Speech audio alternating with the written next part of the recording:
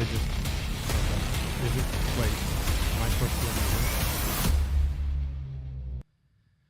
Welcome to Come Get Some show. We're on the beautiful, blustery winter fall day here on Lakefront, on Burke Lakefront Airport with Big Play. And I'm here with Mr. Come Get Some himself, Mr. Gregg Williams.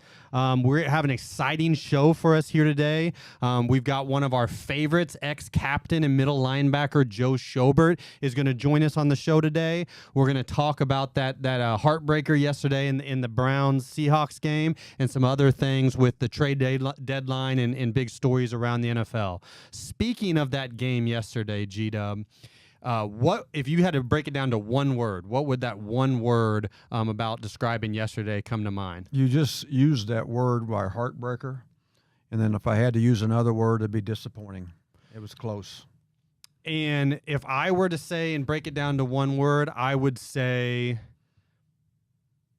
relax. Aaron Rodgers, relax. All right. And we'll talk more about that when we get there. But on that, G-Dub, talk about a little bit, because I've been through this so many times with you. Schobert and the guys have been through this so many times with you. But talk about your philosophy and how you would have handled today and after a game like today, and even these past two weeks, but especially after this game today, versus, say, after the 49ers win in game. And that's a very good point, Blake. And that is, when you had a tough loss and you fought so hard, is that I'm going to be more recruiting. I'm going to be more recruiting in the ownership of mistakes, be more recruiting, talking about how hard we fought, how hard we worked, but we're still going to be critical on the mistakes that kept us from winning. And then when you win a game you're not supposed to, I'm going to be in the middle of everybody. I won't say what part of their body. I'm going to be on them hard about making sure they're checking their ego and they're not getting full of themselves, because now it's continued to have time to say, come get some, and now you just shocked everybody else, and they're going to be coming after us even harder.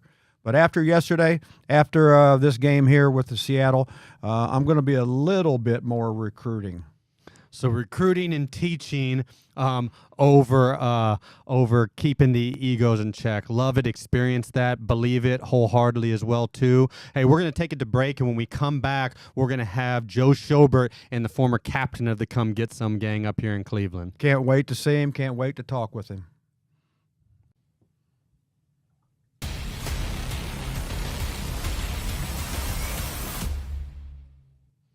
Welcome back. This is the Come Get Some show. I'm Blake Williams, and here with our co-host, Mr. Come Get Some himself, Gregg Williams. I know, I just have to shake my head every time I hear the title of the show. And we are joined by one of our all-time favorite players that we've gotten a chance to coach, Cleveland Browns fans. You guys remember this guy fairly well, Joe Schobert. Thank you for joining us today, Shobes. Come get some. He's already on top of it right now. Yeah, and I can only imagine what some of your thoughts or comments was as soon as you saw the title of the show. So yeah, this is a very, very appropriate.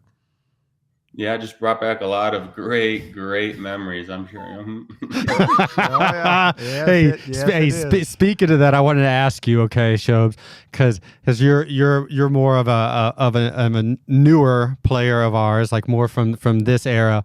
But talk about maybe what some of your first impressions were when G-Dub and I rolled into Berea, early first impressions, that first OTAs, first phase one and whatnot. Yeah, well, I think the biggest first impression is the first meeting that we had sitting in a normal seat, and you're never ready for G-Dub to just start screaming, especially when it's the first meeting of your whole career. So I don't remember exactly what was said. I just remember F-bombs being screamed really loud right away, I think to shock everybody, and I just remember like getting ready to write everything. I just been sitting straight up in my chair, coming to attention, eyes wide, and looking around the room to make sure everybody else heard what I just heard, because the tone is a different tone. That shows me a good memory right there, because number one, the very first thing that I've done in every place I've gone, the first thing I talk to the players about is how to sit in the chair, feet flat, back straight, head up, eyes wide open, and pay attention to what I'm saying. sit or set in a chair? There you go. There you go. Let him know. Let him know. That is. Well, speaking of that, as a young player, seeing a lot early in your career, obviously there was a lot to go through and see in those Cleveland Brown days. For sure, you learn a lot about the good and the bad of the profession. But talk about that first off season before even you transitioned at middle linebacker. Talk a little bit about from your perspective when the day DeMario was traded. And when DeMario was traded and what that was like for you personally, and then just the locker room and the team when something like that goes down. Yeah, I mean, well, DeMario, Double D as we call him, was he's probably the best in locker room leader I think I've ever been around in terms of the NFL. Just the way he speaks and the way he can summarize his thoughts and also motivate the guys. So when he left, it obviously left a big hole, but we had Christian Kirksey, who's kind of the heartfelt soul of the team at the time. And then Tank Carter was there ahead of me at the middle linebacker spot still. And he was kind of the old head at that time, where I just listened to him and soaked up a lot of his stories from his first, I think, 7 years in the league is when about 6 or 7 years is what he was at. But I mean, it's an opportunity when somebody leaves the building. There's somebody who's in the building has to step up, or they're going to bring somebody else in. And I think also Jamie Collins was there as well, but Jamie never said anything or did anything. So he was just his own animal over on the side. But it was a great opportunity for me. I think I'd transitioned from outside linebacker to inside linebacker that offseason and was losing a lot of weight, running really fast and running all over the place. And the Tampa 2 scheme, you're more of a hybrid safety linebacker. So I was 225, feeling really good after being 245 for a couple of years, and bright-eyed and bushy-tailed because I didn't really get a whole lot of reps my rookie season, and just came in ready to work, and the scheme fit me. So I was excited from the OTAs going into the off-season leading into training camp to just keep improving and see what happened. And I think that's important, what you just said about one of the best locker room leaders, but the type of leader that DeMario Davis was, is that in all the years that I've had a chance to coach, now over 2,000, 2,500 NFL players, he's one of the best leader, spokesman, attitude-wise that I've ever had a chance to a short time to coach. And I think that was very important that you mentioned that, because I was pissed. I was really pissed that he was traded without talking to me or anything like that. And he has done very well. A lot better than the people here thought he could, still playing at a high level, still a great leader at a high level. But then you happen to understand the shoes that you're going to step into. And I'm very proud of how you stepped into those shoes. I can only imagine, some of the conversations we had into the helmet on some of the things that I would say to you to make sure you were paying attention, that doing the things that how we wanted them done. But I do know that I think you enjoyed the fact of no matter what you said or what you called, that's what everybody else out there had to pay attention to, because that's what Schobert says we're going to do. I'll suggest things, but he says what we're going to do as a defensive unit and defensive team, because he's the captain, he's the spokesman, he's the leader that gets everybody started out on the field. Yeah, definitely. And I also can tell you now, after being with 6 other coordinators in the league, is nobody ever articulated or enunciated as well in the headset as good old Gregg Williams did. Yeah, no doubt. We're gonna talk about that here in a little bit, but taking it back real quick for the viewers, and I think you guys remember out there, and the fans remember that. So that this would have been OTAs, last week before mini camps of 2017, the offseason 2017. DeMario Davis is traded away. Schobes was going into his second year, and at the time, Schobes was backing up at Sam linebacker, kind of transitioning, still playing, kind of a 34 outside linebacker, which he had, played previously, and transitioning behind the ball. But for the fans that don't know out there, I mean, it is a position that Schobes had never played before. Was a phenomenal high school athlete, basketball player. We've seen all the viral videos. State record setting, state champion record setting running back. in free safety, walk on wide receiver, right, for about a cup of coffee at Wisconsin, 3 cups of coffee 3 at days. Wisconsin before getting moved to outside linebacker. But what was that transition like for you moving to middle linebacker, specifically behind the ball, and then also in our scheme and our culture and kind of everything we were asking you to do? What was that transition like? Yeah, well, I think cerebrally, like, I never had a problem with hearing the headset, making the plays, checking the checks with what the offense is doing. It was all post snap adjustments. When you're an outside linebacker, you have 1 to 2 reads. You read through the end man line of scrimmage to the running back or whatever your point in the backfield, fullback, near person in the backfield. And then you look at the stance. Is it a pass stance? Is it a run stance? Am I going to have to hunker down, or am I going to try to get off my best pass rush? And then going to inside linebacker, having to read the triangle, having to check out the quarterback, what he's saying, hear what the offensive line is talking about, try to pick up any little tidbits you can pre-snap to be able to play this play faster or be able to communicate to your guys something that maybe will help them, which is, I think, one of the best things that when you guys were in town is we always had tips and keys that I would always get to the D line, even though half of them never listen, like everybody knows. But I'd always give them the tips and keys. But I think the biggest adjustment for me was reading the triangle, reading the backfield sets, and being able to process all that and just go from processing it to just being able to react to it eventually. And talking about that, just explain to the viewers what exactly, when you're talking about the triangle, what the triangle is and kind of what you were looking at and how that would help you. And you did a very good job with the quick amount of time you had to learn it. Yeah, I mean, it changes obviously depending on where you're lined up in the defensive backfield. But like for a middle linebacker, it'll be usually either both guards to the running back. If there's a tight end off the ball on one side, it'll be like center to the tight end to running back, or if there's an offset fullback, or if there is a fullback, you have to include him in your triangle. And like, it just depends on the offensive set, obviously, but you're pretty much reading those kind of things. And depending on how they're aligned, you adjust your triangle accordingly. And the other thing that you said brought back a great memory. You're one of the best guys that I've had a chance to coach. Once we taught you how and what we were going to look at in tips and alerts. And then you're one of the very few guys that I ever, after we gave the tips and alerts to everybody in the room on day 1 of Wednesday preparation, I would look to you and say, okay, Joe, you got anything else? Because you could add to it. Yeah, that's because I think I always watch TV copies of games. So I never watched. Yep. I really hardly ever watched the all 22 film. I watched a lot of TV copies. Yep.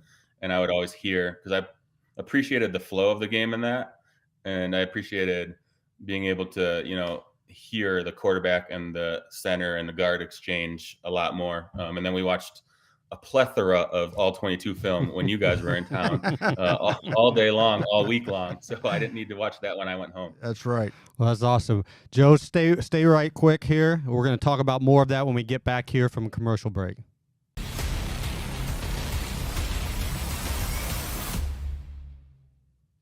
Welcome back. This is Come Get Some. I'm Blake Williams here with co-host Gregg Williams, Mr. Come Get Some himself, and our former captain of the Come Get Some squad here at the Browns, Joe Schobert.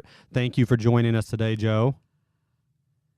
Yeah, no place I'd rather be. you sound so sure, but for the viewers out there, I mean, this was one of the things that made Joe great. I got a chance to be Joe's position coach towards the end. Got a chance to be the play caller into his helmet and coordinate for him as well too. But it was that even keel mentality while playing himself at a super high level, Pro Bowl level himself, that I always thought made him special. And on that note, Joe, I'm curious. I know my thoughts on this. I'm curious, to hear G-Dub's thoughts, my thoughts, but I'm gonna ask you first. When did you first know that you were going to be a really good middle linebacker, or could be a really good top tier starter, Pro Bowl type guy in this league? Was there a moment? I'm not sure there was an individual moment. I just remember the first training camp, being able to, getting comfortable with the position, and then maybe playing against the Giants after Tank tore his ACL, unfortunately, like earlier in the game. I got in against Eli and should have had an interception, made a bunch of tackles, was running sideline to sideline in the scheme, and making plays and whacking dudes on the sideline, as you guys like to call that tackle technique. Yeah. And just being able to get into that game, play well, and feel comfortable in the scheme, I think was one of the first times. And then obviously once the season started, playing against like real NFL competition, not preseason competition, and just building from there, like kind of a couple games into the season, just starting to get quite confident in that. You know, one of the what about things you, that I G-Dub? saw, one of the things is that once you got into a live game action, the true speed, okay, and quickness and anticipation of you came out. In practice is one thing, and you were going sideline to sideline in practice too. But in real game format, you were cutting it loose and believing what you saw in the tips and alerts, what you saw in the triangle, and it brought a great smile to my face, and I didn't have to put my hip waders on to make sure that you understood how we're going to play. I'll say, stay away from the down marker. I'll say this. So here's what it was for me. And it was kind of in two parts. So it is, there's the mental and the physical side, right? Especially playing the middle linebacker for us. And so the first thing was this, and I don't know if you remember this or if you remember this, but I remember this. So we talked earlier about, we traded Demario Davis, like it's like the last week of OTAs. We're scrambling around, right? We really only had Tank at middle linebacker, right? So we were having to play you at both of your positions and kind of teach you, middle linebacker on the fly. You're making some great plays there in minicamp and whatnot, but minicamps got over, and you didn't come to me. You went to G-Dub, and you came upstairs and knocked on his door and asked if you could talk to him. And I slid out, and you were real, like emotional, but you were just like, hey, you felt like there was a couple things you could just say on the fly of your head. Like there was a couple plays in that last practice that you like didn't make, like you knew the offense was going to do this or that, or you should have made this or that check, and that you wanted us to know that like it was very important for you to be able to do this, and you promised by God that you would not have those things happen again. And it was just like the complete opposite of how even so many great pros view practice and view those little things. And I already knew all these other things about you, having coached you, where I was like, okay, yeah, like, yeah, he can be special. He can do that. And when you started telling this story, it brought back the direct memory when he was in there and when we went through this. And it's one of the great memories, and one of the very few times I've had a player, show that no more could he play, but also he could coach. And that's what you got to do at that position, at the middle linebacker. You got to be a coach, because I can't come on the field anymore. Yeah, that's true. I remember that for sure too, as well. I mean, I still remember getting ran by in Tampa too in that last practice. That was one of the key contributors. I'm not gonna let them run by me anymore, Coach. Yeah. I promise. It did not happen anymore. And you were like, if you had to back up, you saw speed out there. Can't be that simple. These crazy coaches want me covering this Pro Bowl wide receiver, indefinitely down the field. And I know it's pass, and they're targeting him. I'm gonna back up. Yep. But hey, that's what led you to, how special it was in all these things. And it's hard to describe for people that weren't there and couldn't see all these little things that were going on. But all these things going on, the trading of your alpha male, the playing a position you never played before in your second year, in the league, going 0-16, and then being a Pro Bowl player in all of that. Like, that shows you how special Schobes played that year in for us. But going back to something we were talking about before, kind of making it a little lighthearted. I want to make sure to the viewers a little bit about G-Dub in your ear. And so I don't know if you saw, but there's been this viral clip that's been going around this year from the simulcast of Monday Night Football with Peyton and Eli, where Eli was kind of talking about, hey, what some coaches sound like in your ear, and he's trying to call the play, and Eli is acting like continuing to give him stuff in his ear until he's finally like, shut up, and takes off the helmet and whatnot. But all joking aside, what was it like for the viewers with G-Dub in your ear and in your head on game day? Yeah, I don't know how many people. Hard Knocks is the best example for people to hear G-Dub's voice on the sideline, but his voice doesn't change into the radio headset, and it just comes screeching in there. And thankfully he talked loud because I could hear it no matter what environment we were in. But the problem is once you give the call, I got to give the call to the defense, and when you there'd be extra coaching points that would keep coming in, and you kind of have to talk to the defense while listening to the same coaching points in your ear. That's when I got a little tough. And people would always know on defense when I was getting what I was hearing from Gita, because I just have to go like up to the back of my head because I'm listening and trying to decipher exactly what he's screaming about in this specific play. I was just trying to make sure that it was retained. The louder I talk, the amount of times that I got yelled at to remind Myles Garrett about something. Like, okay, yeah. So hey, tell Myles, come on, Myles, yeah. And now what about this though? So who would you rather? Who was better to have in your helmet, me or Blake? I say probably. I'd go with Blake because there you go. That's it. A little bit, yeah. He knew a little bit better how to talk to people in the games. Oh. But I still say those two are the best because Keith Butler in Pittsburgh was a great example. Great coach, great guy, but just mumbling through the headset the whole time, and I could never understand. I couldn't understand. Sideline signals every single play because I couldn't understand what was being said. Yep. Well, I appreciate you, Joe, for telling the truth. Sometimes the truth hurts. It hurts. But truthfully, for the viewers out there, and I think you know this, Joe, because I was pretty candid about it with you, and G-Dub kind of allowed me to be this way with you during the entire time there.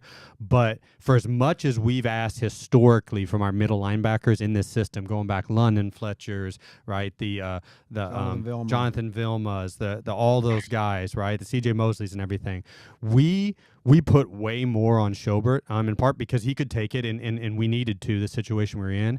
And we coached you, and I coached you more like Drew Brees than even a middle linebacker. And if you fans could have seen the amount of playing at yourself at a Pro Bowl level while literally telling all these other, grown men what to do, what they're supposed to do, what the offense is going to do before they do it. And then it actually is true, play after play after play after play, not just run or pass, but it's literally it's run this direction.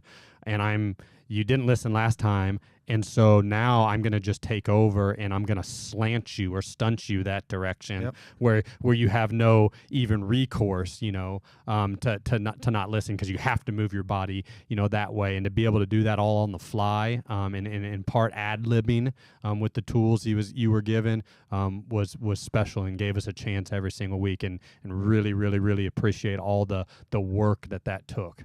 No, not only that, and I'm so happy that Blake brought up the fact that he coached you like Drew Brees. A lot of people don't know, Shobes, is that how we do things on defense is that you're the quarterback of our defense, and that very few defenses have the ability to check and change and do as many things as we do. And for you to be able to have the audible system, be able to have that, get it down and be able to control the defense, you're one of the best I've ever had do that, and I appreciate that.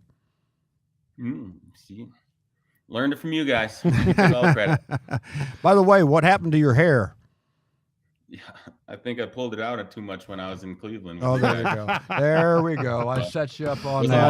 Lost cause. I had to shave it all off. Yeah, there you go. All right, I love it. Hey, Shobes, I appreciate you being here with us today. It definitely means a lot to me and us, and getting a chance to just catch up and reminisce. If you're ever back in out this way, or when we come out there and visit our family out where you're at, we'll have to get together. But love your brother, and appreciate you. Tell Meg and everybody hello. Same here, Shobes. Same here, bud. Yeah. Have a good one. You too. You too. AMF. All right. Hey, let's break it down with a come get some. All right, right here. Here we go. Sending him home. Ready, break. Come get some. Let's say the last part. We'll be back here after break. Thank you.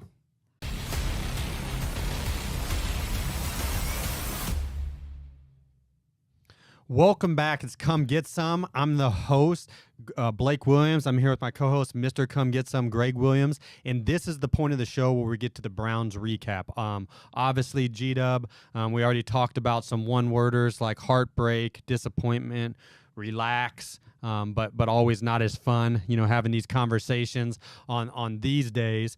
But wanted to start out talking about a thing that's kind of a hot button topic, obviously, right now. And I think every fan, every coach, people around the league, I'm seeing kind of see it, but don't know exactly, or they think about it different ways on what's going on with Browns right now. But the QB issues. And what I would say is this, before I ask your question, is it's hard to play quarterback in the league, and you have to be tied in to the entire process every single play, because all it takes is one play to derail all of that. But what are some of the things maybe you're seeing from the QB issues, no matter who's playing, Deshaun included, this year? A couple of things. The first thing is that we can speed up getting the play in.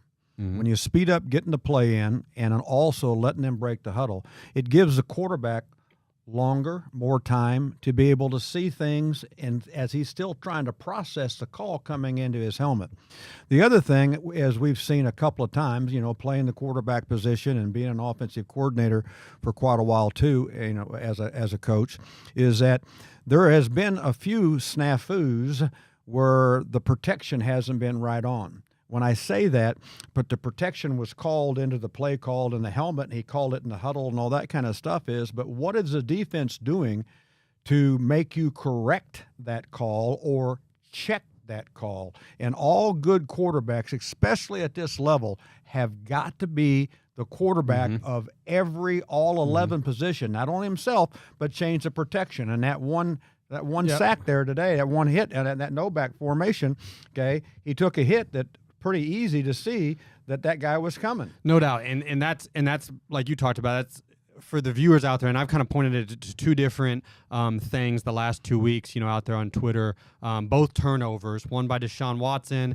against the Colts, one this past week on the sack force fumble, where really both of those are on the quarterback, and they are on not being tied in with the protection, just on that one play. Not that those quarterbacks aren't tied in and don't understand the protections and whatnot, but for whatever reason, both of those two plays, they did something that just absolutely, they're not even thinking about the protection. And the great quarterbacks can't even start a play without understanding that.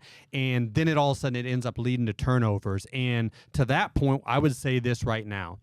For the Browns to win, their defense has played so dominant this year. But the one thing that they have not been number one at or most dominant at is takeaways. And the way this team is built right now, they need to end every offensive drive with a kick. You've heard me say that. They need to punt, they need to attempt a field goal, or they need to kick off after a score. They need to end every drive with a kick. They don't need to do anything special, and they can win with the game manager. They don't need... Agreed. They're good enough everywhere else around right now, but they can't win, or they drastically reduce their ability to win and chances to win the way they're built right now if they're losing the turnover battle, and it only takes one play of the quarterback not being tied into that. But speaking about the defensive side of things, this is the second straight week that we've seen maybe a couple of explosives being given up and some leaky yardage being given up, and the defense not playing quite as sound in those two areas as they've been all year long. What have you seen on that? A couple of things. It's still the space tackling, and it got to continue to work out on every day. It's the hardest thing in the game on playing defense at this level against the great athletes you play is space tackling and how you close the space, tighten the distance, all that type of stuff. But with more film on hand for coordinators and quarterbacks to study it, they're doing a better job of adding an extra protector into the protection and taking some shots, taking some throws into some deeper areas instead of very quick throws, deeper areas versus man or versus zone, and then striking and making sure they're throwing the ball well. And that's where I'm seeing a few of the things on understanding the scheme that's being played against them. No doubt. And I think in the last hot button topic I want to talk about, and I think obviously this is hot button topic here in Cleveland and across the league, is the last third down decision. First of all, let's talk about this first and foremost. We already talked about some mistakes that have been made. Those mistakes don't happen. Those turnovers don't happen. We don't have that option or that situation at the end of the game. It's a separated score. We're playing 2-minute defense, whatever. What goes into that decision? I'll tell you this, all right? Having lived it, having known it, even with these people right now. 2 minutes and 4 seconds left on the clock in the third down is a unique and special situation, meaning we can throw the ball right here. If there was 2 minutes and 6 seconds left on the clock, 2 minutes and 7 seconds left on the clock, you definitely, from just a decision matrix standpoint, you run that ball and you get it to 2 minutes. You don't allow there to be an extra, like you throw the ball and there's still 2 minutes and 2 seconds left on the clock or whatever, but at 2 minutes and 4 seconds left on the clock, there's a whole nother conversation that's going on with the decision makers and your analytics people and your offensive coordinator, everybody on like, hey, we can throw the ball right here and still get it to the 2 minute warning. Just because you can doesn't mean you should. I would say from that standpoint, but also again we go back to like we got to operate in the league, and we got to not be able to throw a ball off of somebody's helmet and have it be turned over. But yes. Just you could maybe make that decision in that situation and get outside of the analytics of that decision and say, hey, we're going to run it. And if we don't run it, maybe we're going to still try to draw them off sides on fourth down when we're punting. Oh, I've got a good answer. And try to get them to jump off sides. But that's the decision that's going on there. And at the end of the day, you can't turn the ball over. And here's what I would have done. When you're talking about a conflict of time on run or pass option, why don't we run an RPO? What does that mean? That means the quarterback is going to make the decision what is best for the defense that's being played. If there was a soft release and the end wasn't crashing or coming down on the RPO, okay, he hands the ball off and you get the run, the triangle of the run, to have a chance to make the first down. If that guy is crashing to take it away, then PJ is a good enough runner. He walks for a first down. And if all of those things on both of those two things are there, then he throws an inside breaking route that is lower incidence of interception. It's a quicker throw, an easier throw, and you get the first down, okay? And you run the clock out and you win the game. Don't get me started, okay, on that back shoulder stuff down the field, okay? It chapped me pretty good just watching it. Well, thank you. Hey, guys, stay right here. We'll be right back after break.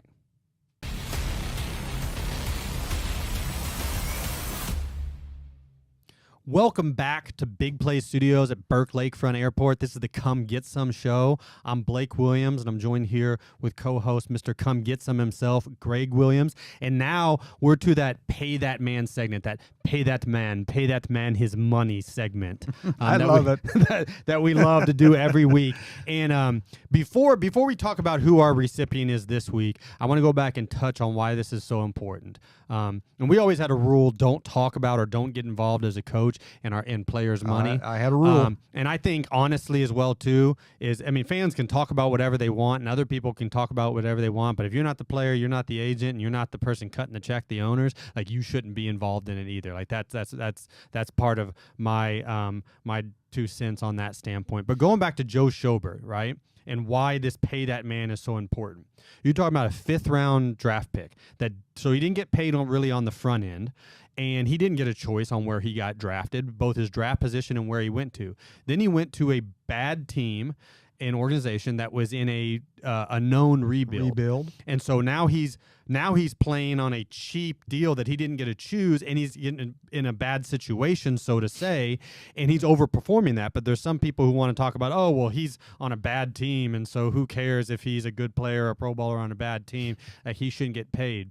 But well, then when would he get paid? And he was obviously a great player. So Joe Schobert, and the fact that he went on, and got paid, at the Jaguars, and that was always a big thing that you and I used to talk about to our players is, hey, we want to maximize your earning power, and we're going to push you really hard. But in doing that, we're going to maximize your earning power one of two ways or multiple ways. One, by getting you to play so well that you get that big contract, and that may not even be here. We may not be able to pay you, but we've boosted your stock out when a lot of other people in the league are gonna pay you, and or because we've taught you so much about the game that we are able to make you such a good pro that we extend your career beyond, say, when your physical capabilities start to decline a little bit, and get those extra big years, on it right there. That's a home run. You hit it right. But going to the recipient of this week's Pay That Man, it's the sun god himself,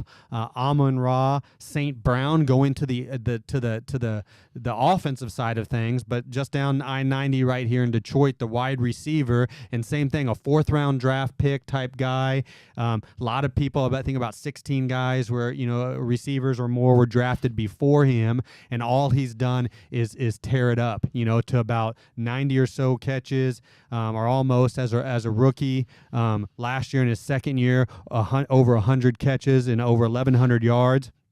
And over halfway again this year, more than halfway again this year, to another over 100 catches and over 1,000 yards, and plays the game tough, like a Dan Campbell type of guy needs to play as well. He's too. very tough, and the thing about it, I had the opportunity to be on the same staff when we had Jared Goff, and him earning Jared's respect and how much Jared thinks of him.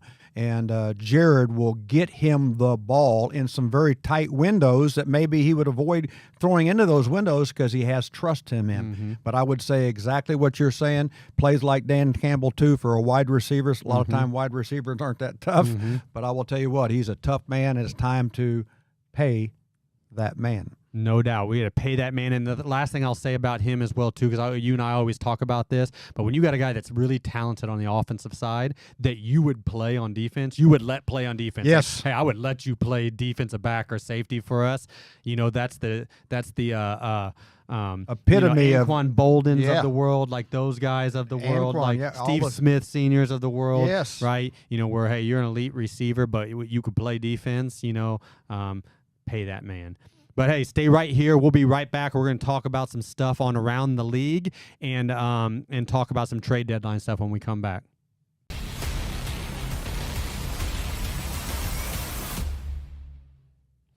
Welcome back to Come Get Some Show. I'm Blake Williams here with Mr. Come Get Some himself, Gregg Williams. And around the NFL segment, obviously I think was the hot button topic right now, right, is the trade deadline, with the trade deadline tomorrow. And talk a little bit about, and I know that we have a lot of, behind the scenes stories and whatnot, but talk a little bit about the trade deadline and what the trade deadline meant. And then I'm going to ask you a couple questions on some past trade deadlines with us. But just what would be in your mind, if anything, come trade deadline every year? Well, the big part of it is that whenever you have a chance to lose a player, I was always worried about losing a player that somebody else didn't value as much as me. And that was probably the biggest thing in my whole career that bothered me the most about it. Mm-hmm. What about, always, talking behind the scenes Brown stuff. So here, and I think this one is, it was more of a public, it became unfortunately a pretty public thing, right? But talk about the trade deadline fiasco with A.J. McCarron during the 17 season. Well, I will tell you this, it's really the only time that I've sincerely seen a pissed off Jimmy Haslam, because he was hot. Okay, and on D. how what? Truly the only time I've seen D hot. Dude. And same thing. I've never seen, both of them be that way. But, we managed to figure a way out not to finish that trade. Why don't you talk about it a little bit more? Yeah, I mean, everything the viewers have heard out there, I mean, is true. It happened. And I've kind of talked about this before, which is all parties were correct. But there's only one party that can truly be correct, and that's the person who owns the team, who owns the business and is paying everybody's check, and you do what they say when they say it. Period. Was the coaching side correct that, hey, the quarterback room that we were in at the time was not what you should be running a bunch of other 52 grown men out to risk their careers and livelihoods playing behind. Yeah, probably true. Was the front office's standpoint of hey, this is too much to give up for a player that's not going to be in the cards for us going forward anyways, and if anything, may just improve us enough to miss out on the franchise quarterback that we want, and whatnot by not getting the number 1 pick or whatever it may be the following year, and that's too much to give up for that. Like, was that right? Like, all those things in a vacuum? Yes. But the people that were really right was, hey, when we walk out of here and we sit in this room, like, all discussions, all arguments stop. And when we say, do this, you do it. And because you don't own the team. And so the people that were truly right in that were D and Jimmy. And I think they made their points known on what happened with some of the people from that standpoint. But here's another one. Obviously, the big trade deadline story today was another one of our former players, franchise players, Big Cat himself, Leonard Williams. And this is the another a different mother. And this is the second time that he's been traded as a franchise defensive player. That the first time was when I was his position coach, coaching him in the D line, and you were his D coordinator, and he was traded across town to the Giants our first year. And I didn't know anything about it. How did that roll? How did that go? It didn't go very well with me at all, and didn't go very well with the uncomfortable people that had to put up with me afterwards by not talking to me about that. And that was the reverse side of what we were just talking about before, right? Like, that was actually giving up a player, not potentially getting a player, and a whole fiasco of in Game of Thrones of it not coming to fruition. To try to save the franchise or whatever, but trading away an asset. And it was hard. I mean, he's gone on to continue to perform the way we knew he would. Very proud of him. And you're talking about a 25-year-old franchise defensive tackle, but I think everybody understood it, including Big Cat himself, because we had just drafted Quinnen Williams, who was 20 years old when we drafted him, number 3 overall. And if you sit there and you thought, hey, both of these guys are going to be $20+ million a year defensive tackles, you can't play, interior players, you can't pay both. You can't play 2 of them that amount. I think one of the arguments we were having at the time was, hey, you still got 2 to 3 years until you have to pay Quinnen that amount. So why don't you just keep them together now? But you had the Jamal Adams, contracts, disputes, and you had a new GM in town. So that one was a little bit more understandable. Jamal got traded too. Jamal got traded. Here's how I've always looked at it. To finish talking about the trade deadline thing is just win. Control the controllables and handle what you can handle. So from a coaching standpoint, a playing standpoint is win. If you win, and if you're winning the way you're supposed to do and handling business the way you're supposed to do, you're probably not sellers and especially forced sellers. You don't want to ever be forced sellers at the trade deadline. You're probably either buyers or you're just neutral, right? You're buying for the one hole that you think you need to try to guarantee getting into the playoffs or a deep playoff run and whatnot, like you see what Seattle did, right? Yes. But the Giants had a great year last year, but they are clearly forced sellers right now and having to give up, Leonard Williams from that standpoint. But hey, just win. And the leadership that they're losing with him, he's a very good leader too. If anybody, or if anything, any position, or if anybody around the league, who would you potentially trade for at the Browns? And I know the Browns are in that funny mode right now where it's like they're not clearly defined buyers and they're not clearly defined sellers. But who, if anybody, would you trade for right now? Well, I'm still looking for a running back. That's just me right now, to be able to help the offense and be able to help control the situations by down and distance, and to be able to help the quarterback. I would say, and I'll end on this, and I think the only position, I think the only person, and I think a lot of the fans out there think that, the only person that I think would work would be Jacoby Brissett. I think the one thing that they're missing right now is at least game management at the quarterback position. And Jacoby can do that. The quarterback position has been a detriment. Yes. But you can't think you're just going to go get any quarterback and bring Right. him in mid-season, and he's going to be able to learn the system, operate, and whatnot on the fly. Like, they need somebody who knows it now and can win now. And so the only person that probably makes any sense is Jacoby Brissett. Otherwise, hey, we got to relax. Like, we've lost to the Pittsburgh Steelers in Pittsburgh. We've lost to the Ravens. And we've lost to 5-2 Seattle, all right, and like these barely type games. It's a long season still. We've got to get the turnovers by the quarterback position and the inefficiency at that position handled, because the rest of the team around that position is playing and ready, and the coaching staff is ready to be at a championship level. But hey, we're going to take you to break, and when we come back, we're going to talk a little bit more around the league and some more stories.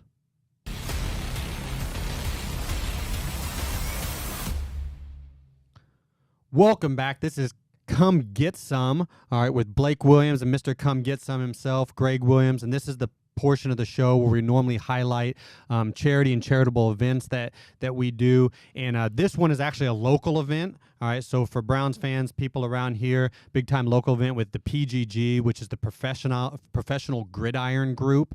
It's a network of business people that bring together networking in business and football to help youth organizations, and then also help people build up in their businesses. But we've got the a big annual PGG networking and youth organization event on Tuesday evening, November 7th, coming up from 5:30 to 9:30 p.m. at the Masthead Brewery. That's at the Masthead Brewery. G-Dub, Mr. Come Get Some himself, is going to be the keynote speaker. In my private wealth management firm that I do with Brian Boucher and Tommy Beal and the partners over there at Lakefront Capital is sponsoring the event. So guys, please come over, please join, please come out. Masthead Brewery from 5:30 to 9:30 on November 7th for a fun night of networking, business building, and more importantly, helping youth organizations here in Cleveland financially. And so, G-Dub, ready to break us? I think it's time to break us, and I can't wait. It's a great event that we're going to have on the 7th. Here we go. Ready, break? Come get some.